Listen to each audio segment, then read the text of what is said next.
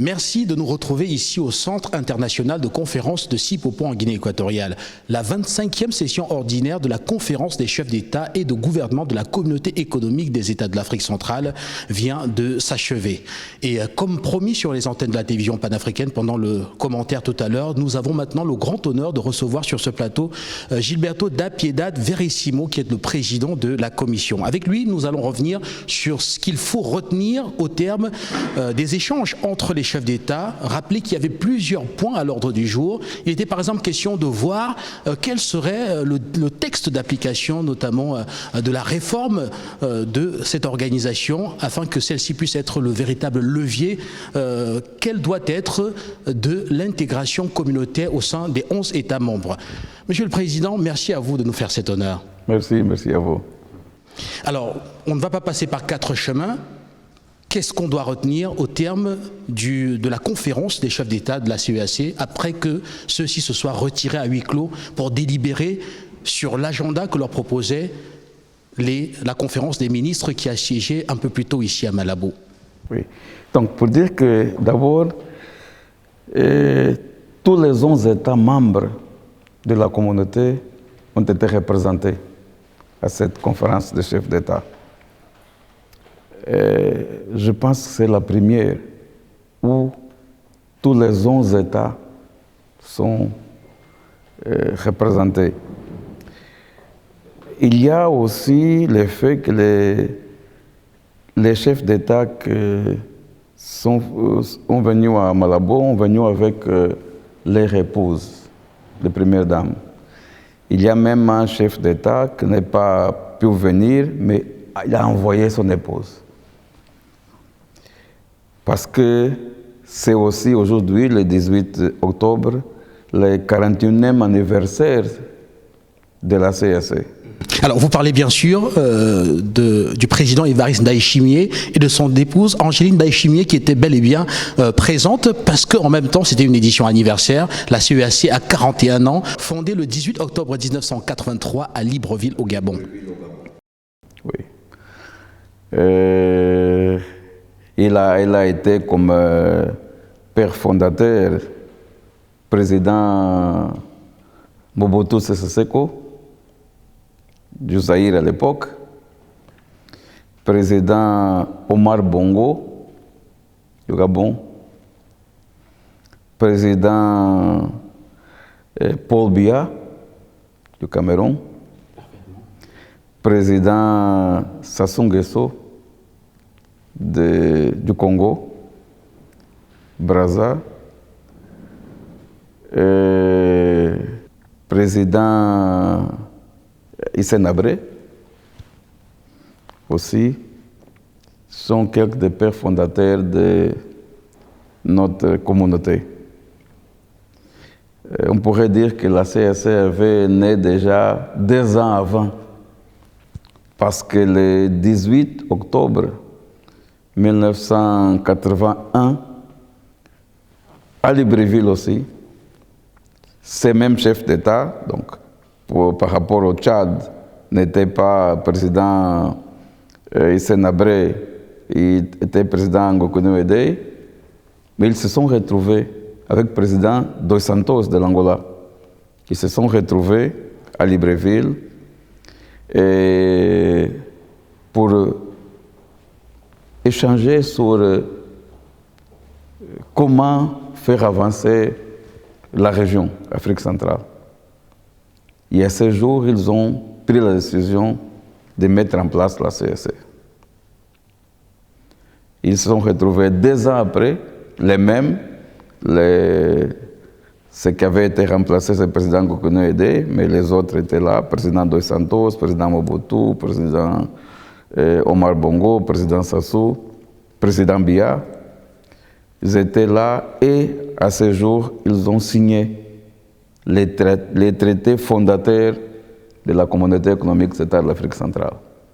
Donc, il fait aujourd'hui 41 ans.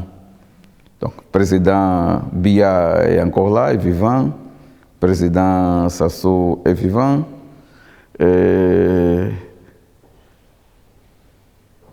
Président Ngokono Edei n'est plus président, mais il est vivant.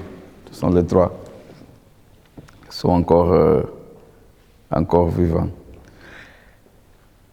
Et aujourd'hui, on a eu le président Obiangema. Il a eu l'idée, l'heureuse idée de faire coïncider la célébration du 41e anniversaire de la communauté et la tenue de la conférence des chefs d'État. Donc, pour dire que c'est la première fois en 40 ans que les chefs d'État de la communauté se rassemblent en 18 octobre. Donc, le président Obiangema a réussi dans son objectif.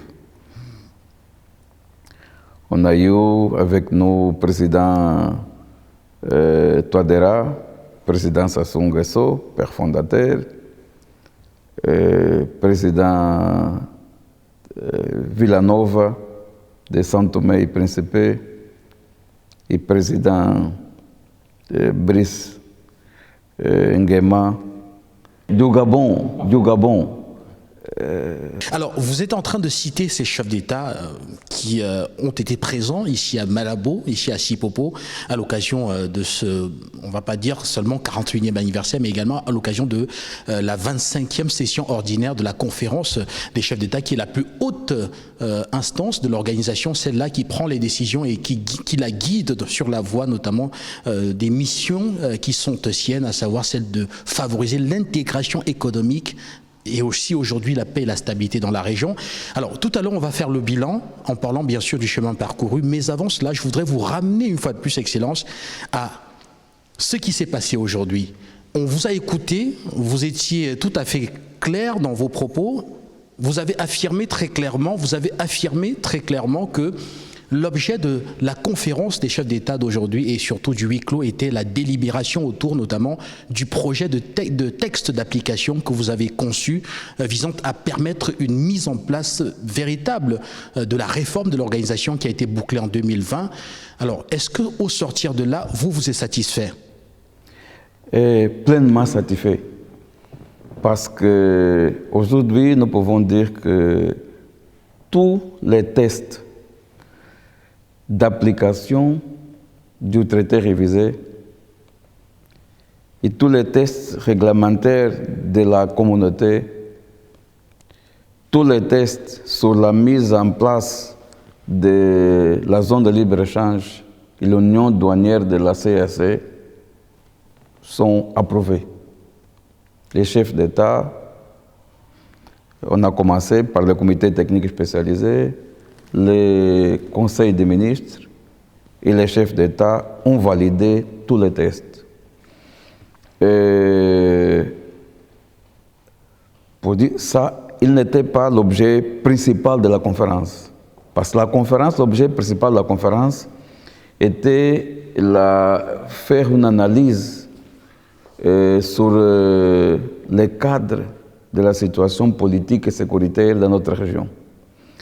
À la CSC, les chefs d'État tiennent 2 réunions par an.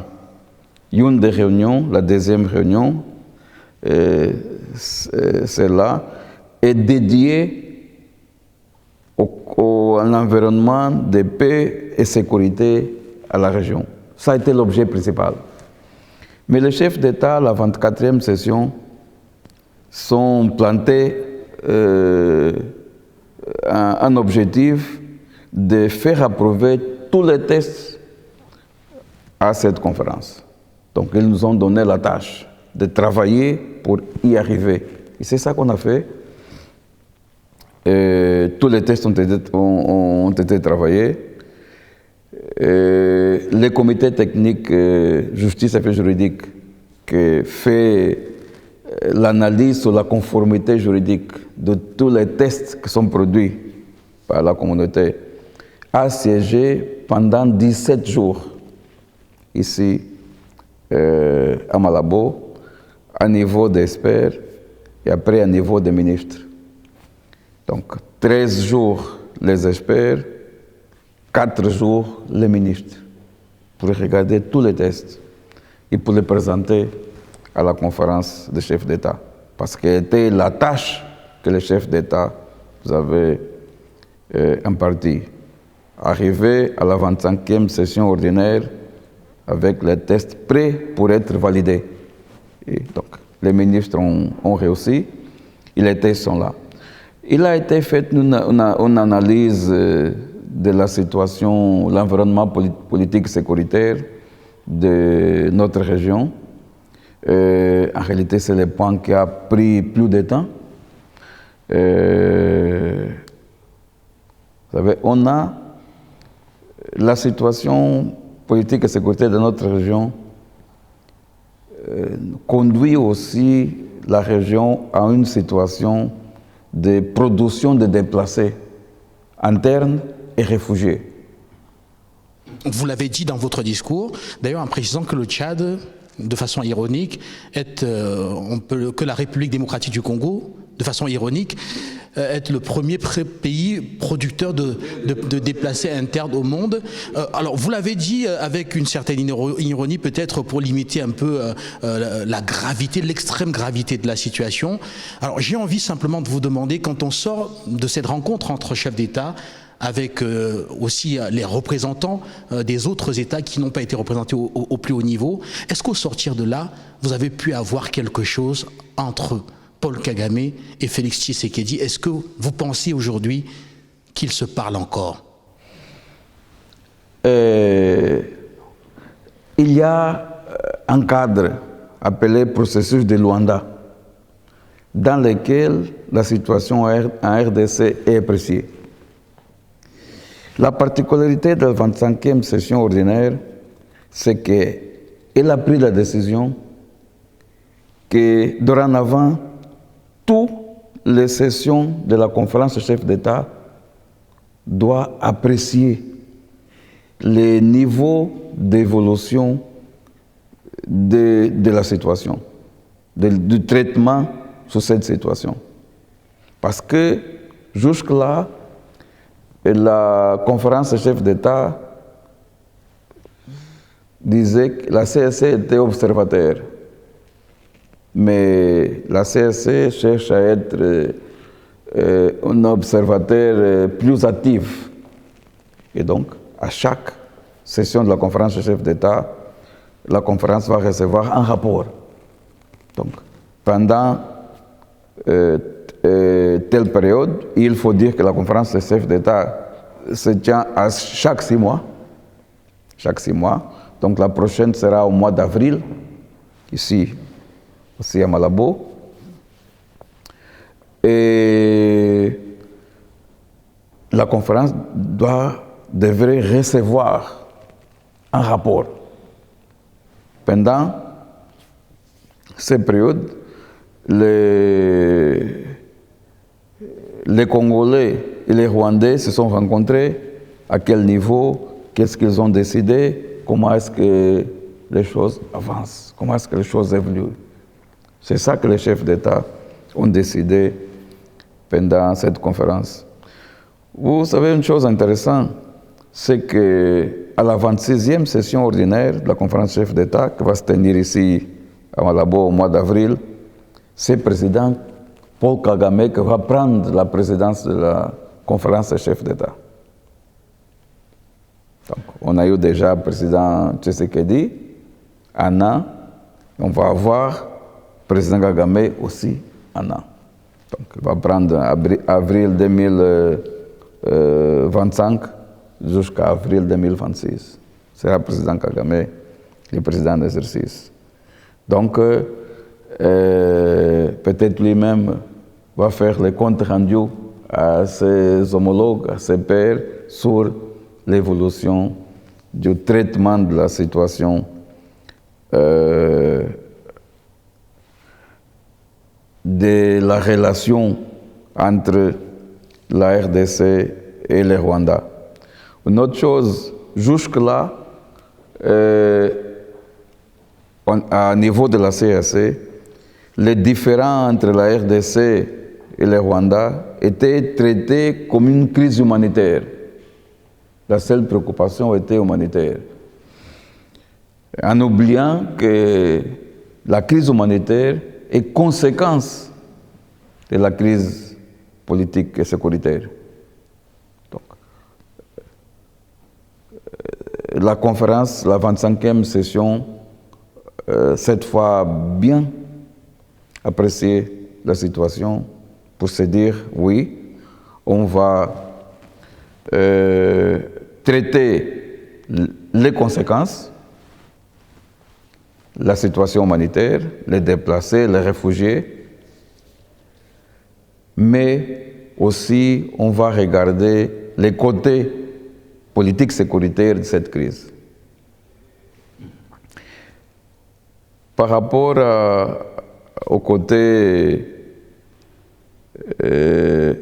humanitaire, la conférence a décidé de convoquer un sommet extraordinaire des chefs d'État ici à Malabo les 5 et 6 décembre 2024 pour traiter sur la situation humanitaire, mais l'a dit c'est le président en exercice, mais on doit aussi traiter pendant cette conférence les causes de cette situation humanitaire.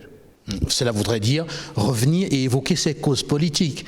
Alors qu'il y a déjà... on est aujourd'hui sous le processus de Luanda. Alors, est-ce que vous voulez par là dire, Monsieur le Président, que ce processus ne suffit plus et qu'il va falloir creuser encore un peu plus? Quels sont les moyens dont disposerait la CEAC dans ce cas-là pour véritablement renverser la donne sur le terrain et faire en sorte que la paix revienne dans l'Est de la République démocratique du Congo? Non. On va garder le processus de Luanda. On va garder le processus de Luanda. Parce que créer un nouveau processus peut-être serait trouver le processus de Luanda sans régler la situation, sans résoudre la situation. Donc, le processus de Luanda est là, sauf que cette conférence de chefs d'État cherche à que le président Lourenço vienne et fait régulièrement aussi un compte rendu à ses pairs sur les processus qu'il conduit au nom de l'Union africaine. Parce que le président Lourenço est un membre de la conférence des chefs d'État. Le président Kagame est aussi membre de la conférence des chefs d'État. Le président Tshisekedi est aussi membre de la conférence des chefs d'État. Donc l'idée, faire venir tous les chefs d'État, particulièrement ces 3 chefs d'État, pour adresser la situation au niveau de la CEAC. Au niveau de la CEAC. Donc, le processus de Luanda ne sera pas touché. Il n'y a pas un intérêt, mais les traités ici en interne aussi. Ça, c'est l'objectif de cette démarche. Alors, Excellence, nous apprenons beaucoup avec vous sur ce plateau concernant les résolutions qui ont été prises au terme donc de cette 25e session, notamment l'adoption, la validation par la conférence des chefs d'État de l'ensemble des projets de texte que vous avez proposés pour pouvoir lancer définitivement la réforme de la CEAC qui a été décidée par ces chefs d'État quelques années plus tôt. Vous venez également de nous annoncer que les chefs d'État vont s'appesantir sur la situation dans l'Est de la République démocratique du Congo et au mois de décembre prochain, ce sera la fin de l'année très certainement que cette conférence humanitaire qui va être organisée permettra aussi aux enfants de l'Est, de la RDC pourquoi pas, d'avoir du soutien venant des États de notre communauté. Et vous nous apprenez aussi qu'il y aura un petit volet politique à côté pendant la conférence humanitaire qui viserait ici à mieux parler du côté politique qui est la cause de la crise. Et on espère peut-être qu'avec la présence notamment, avec une présence projetée, pourquoi pas, de Paul Kagame, et aussi de Félix Tshisekedi, cela pourrait peut-être ouvrir une autre passerelle de discussion, toujours dans le cadre du processus de Luanda, qui est le cadre vis-à-vis duquel aujourd'hui on espère avoir une sorte d'accalmie ou alors de résolution de la situation. Alors je voudrais maintenant que nous puissions, si vous êtes d'accord, évoluer légèrement et parler à présent de la situation sécuritaire globale au sein de notre communauté. Vous avez parlé du Tchad également, avec un peu plus de 2 millions de réfugiés soudanais qui ont traversé la frontière, et le Tchad qui se retrouve aujourd'hui sous pression. Alors est-ce que vous avez aussi pensé aux autorités tchadiennes actuellement? Oui, la conférence s'est adressée aussi à la situation au Tchad, parce qu'en réalité, les Tchad vivent deux situations. Une situation, c'est les réfugiés que produit la guerre en Libye et la guerre au Soudan, qui rentrent au Tchad. Nous sommes environ 3 millions déjà. Mais il y a aussi les Tchadiens qui sont particulièrement en Libye en tant que mercenaires, mais qui font une nation aussi contre le Tchad. À l'époque, quand se préparait le dialogue national inclusif et souverain au Tchad, ces rebelles ont été approchés par les autorités. Ils ont été invités à joindre les autres pour, dans le cadre du pré-dialogue à Doha. Donc, il y a ceux qui ont accepté, ont parti à Doha et après n'ont pas accepté les conclusions de Doha. Il y a ceux qui n'ont même pas accepté de partir à Doha. Donc, et ces gens continuent à être en danger parce qu'ils font des attaques contre le territoire tchadien. Il y a ça, il y a les réfugiés. La conférence s'est adressée aussi sur cette situation, mais là a traité du côté humanitaire. C'est un des sujets qui sera aussi abordé pendant la conférence des chefs d'État, extraordinaire des chefs d'État, les 5 et 6 décembre 2024. Parce que ces réfugiés, on peut dire au Tchad, sont en plus nombre, sont plus nombreux au Tchad, presque 3 millions, mais il y a aussi la République centrafricaine, les mêmes réfugiés soudanais. Et il y a encore la situation que quelques de ces réfugiés, en réalité, sont des combattants. Ils rentrent avec leurs armes. Donc, la situation est vraiment complexe. Le cas du Tchad,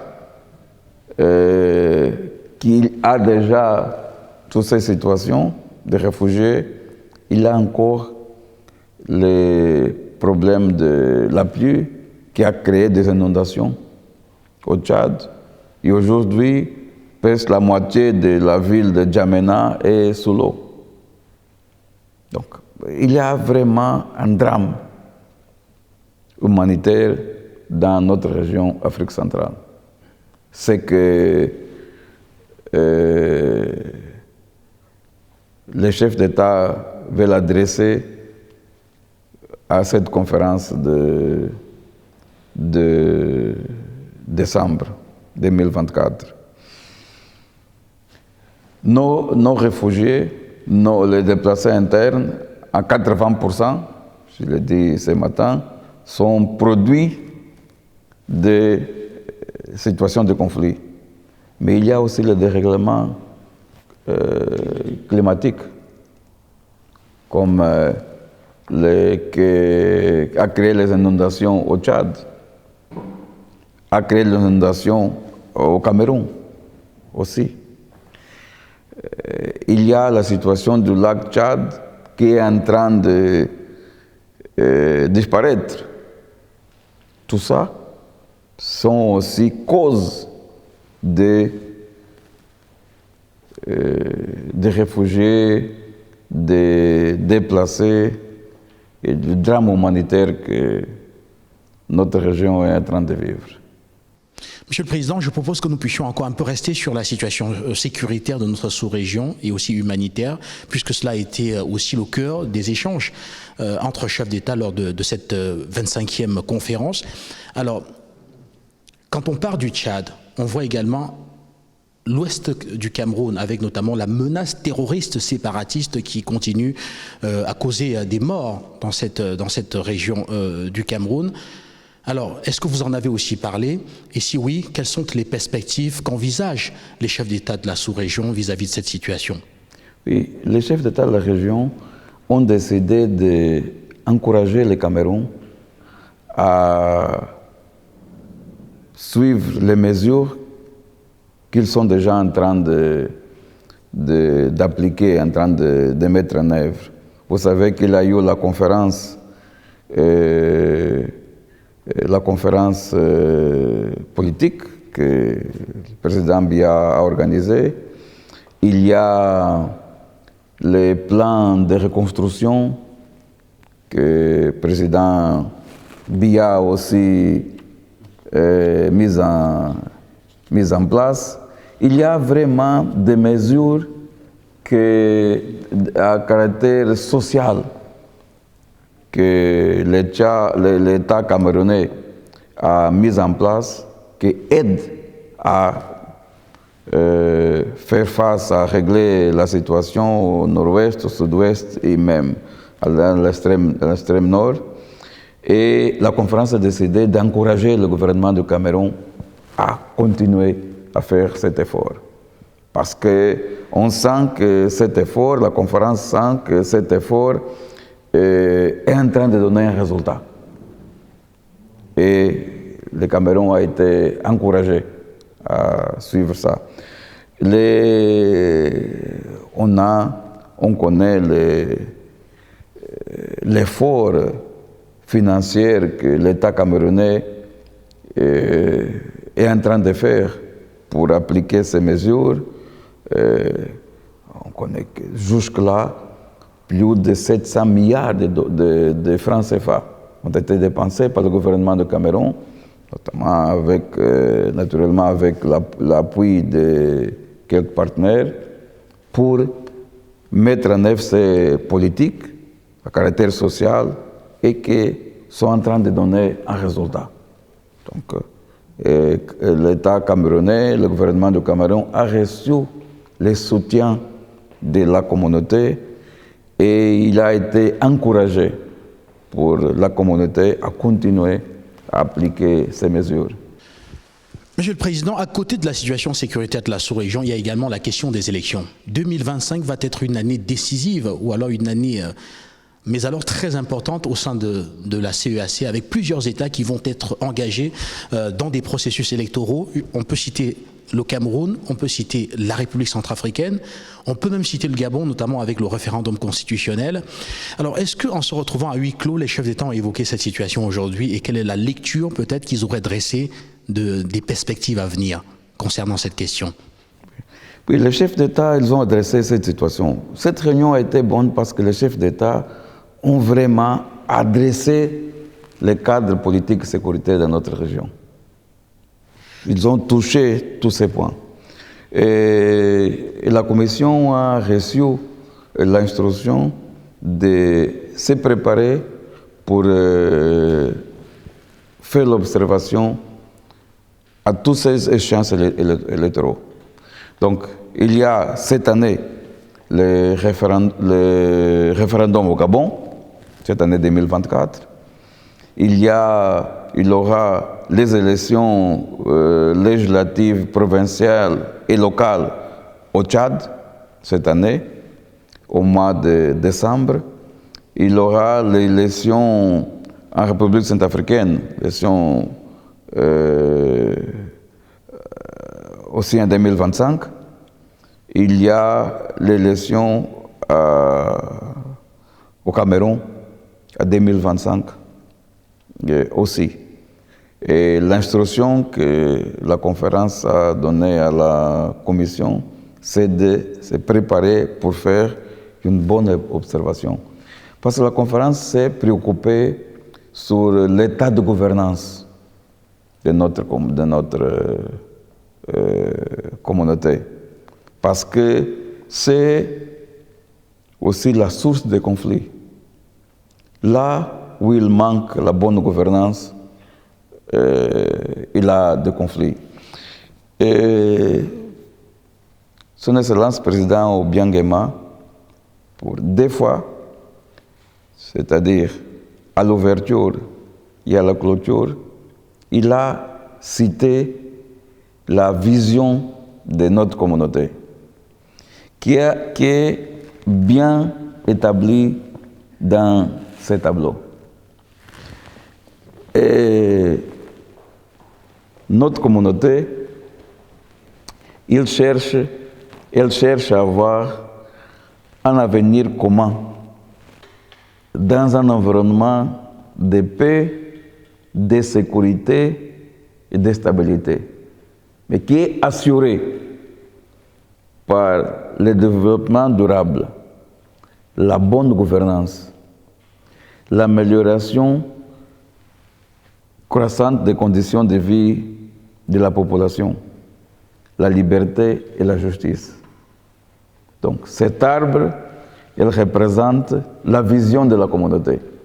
Les racines pour arriver au fruit qui est un environnement commun, dans un environnement de paix, sécurité et stabilité, que c'est les fruits, les racines sont le développement durable, la bonne gouvernance, l'amélioration croissante des conditions de vie de la population, la liberté et la justice. Son Excellence président Obiang-Nguema l'a répété 2 fois. Une fois à l'ouverture, autre fois à la clôture. Donc la gouvernance est une préoccupation. Et les élections sont liées à la gouvernance. Là où il y a, vous savez que les élections sont une source de conflit dans notre région, en Afrique en général et dans notre région en particulier. Tout à fait. Donc, les chefs d'État se sont préoccupés de ça. Ils ont dit qu'il faut vraiment faire l'observation électorale. Et nous allons nous préparer en conséquence. Excellence, pour sortir de cet entretien, je voudrais qu'on évoque la présidence actuelle du président Obiang-Nguema Bazogo de la CEAC. Tout à l'heure en salle, vous lui avez rendu hommage. Rappelez que c'est au moins la 3e session ordinaire ou extraordinaire de la CEAC depuis que le président a pris la tête de l'organisation. Alors quand on sait qu'il y a par exemple eu en 41 ans 25 sessions ordinaires, on voit que le président Obiang s'est vraiment impliqué. Alors, de façon générale, quel est le regard que vous portez, même si on n'est pas encore véritablement au terme de son mandat? Pouvez-vous nous dire ici de façon claire ce que vous avez déjà dit en salle tout à l'heure, peut-être pour la gouverne de nos téléspectateurs, concernant l'action du président équato-guinéen pour l'intégration communautaire et surtout pour la résolution des conflits? Rappelez qu'il a pris l'organisation quand le Gabon, qui est le pays qui abrite le siège de la communauté, connaissait une situation politique extrêmement difficile. Il a donné le cadre qui a permis aujourd'hui de normaliser la situation avec le président Oligui de la transition Oligui-Nguema. Et il a aussi permis de voir très clair dans le processus électoral au Tchad, parce qu'il fallait que la communauté, que la CEAC soit stable pour pouvoir jouer son rôle notamment de médiation au cœur de cette situation. Alors de façon générale, quel est le regard que vous portez sur son action? Oui, merci. C'est une bonne question pour dire que le président Obiang-Nguema, pendant le temps qu'il est dans son mandat, il manque encore 6 mois, et il a organisé 3 réunions extraordinaires et 2 réunions ordinaires. 5 réunions. La première réunion extraordinaire en ligne, le même jour qu'il y a eu la prise de pouvoir par les militaires au Gabon, le même jour, le président Obiang-Nguema, en tant que vice-président, parce que le président Ali était le président en exercice de la conférence des chefs d'État, le président Obiangema était le vice-président de la conférence des chefs d'État. Donc, le président Ali a été déchu et immédiatement, le président Obiangema a pris le contrôle sur la situation. Il a convoqué ses pairs, a invité ses pairs à une réunion qui s'est tenue le même 31 août 2023 en ligne. Après, il a convoqué une autre réunion 4 jours après, une réunion en présentiel, une autre réunion, ça veut dire 3 réunions extraordinaires, et la 24e session ordinaire et la 25e session ordinaire. Et toutes les réunions pendant le mandat du président Obiangema sont riches en contenu. Dans un premier moment, les 3 réunions extraordinaires étaient pour échanger avec ses pairs comment adresser les cadres qui avaient arrivé à la République gabonaise. Et les chefs d'État, y compris le président Obiangema, l'ont fait d'une façon de maître. Ils ont vraiment montré qu'il connaît comment gérer les affaires politiques dans ces États et dans la région. Le président Obiangema, au moment qu'il a pris la présidence en exercice, il a fait une feuille de route pour sa mandature qu'il est en train de mettre en œuvre. Le Forum des affaires de l'Afrique centrale, qui a rassemblé à Malabo presque une centaine des centaines de personnes, parce qu'on a eu 198 entrepreneurs qui sont venus à Malabo dans le cadre de ce forum des affaires de l'Afrique centrale. Il y a la foire, ici derrière, où il y a des producteurs de toute la région, presque tous les États de la région, ont amené des produits. Et aujourd'hui, les chefs d'État ont visité la foire. Dans le cas de la mandature du président, la feuille de route de la mandature du président Obiangema, il a aussi décidé de divulguer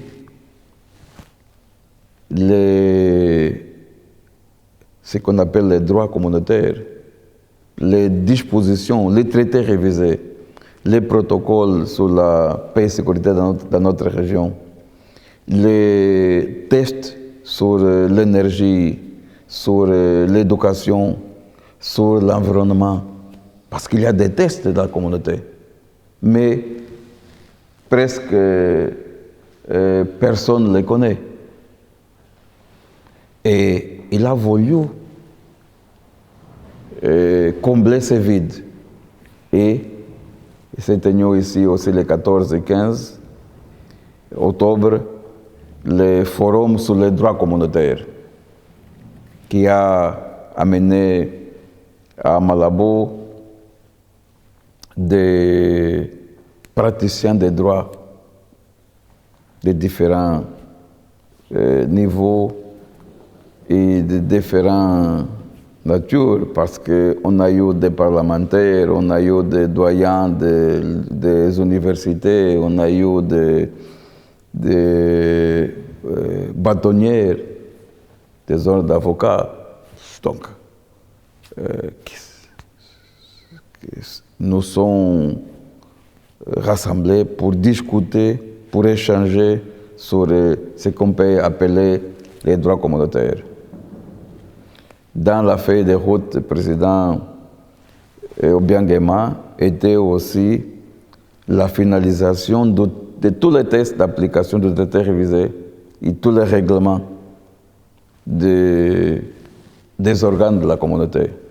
Aujourd'hui, on a un protocole sur le Parlement de la communauté, on a un protocole sur la Cour des comptes de la communauté, on a un protocole sur la Cour de justice de la communauté, et tous les tests d'application de traité révisé et règlements d'application de traité révisé ont été achevés. Donc, il manque encore 6 mois, mais c'est déjà la réussite pour le président Obiang Nguema, son mandat. C'est un mandat réussi.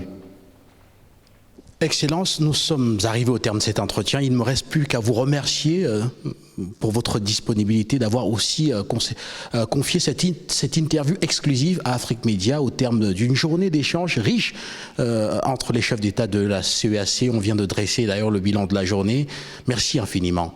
Merci à vous pour l'opportunité de partager cette expérience, d'avoir participé à la réunion, à la conférence des chefs d'État avec